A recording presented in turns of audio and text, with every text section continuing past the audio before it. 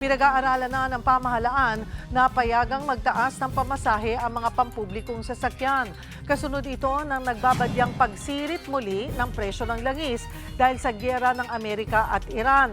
Sa panayam sa Ted Pailon at DJ Chacha sa True FM, sinabi ni LTFRB Chairman Vigor Mendoza na mukhang kakayanin naman ng minimum wage earners kung magmamahal pa uli ng piso ang pamasahe sa jeep dahil nagkaroon naman ng wage increase. Ang gagastusin daw kasi ng pamahalaan sa pagpapatupad ng PUV subsidy aabot ng 2.5 billion pesos. Paubos na rin umano ang pondo para rito.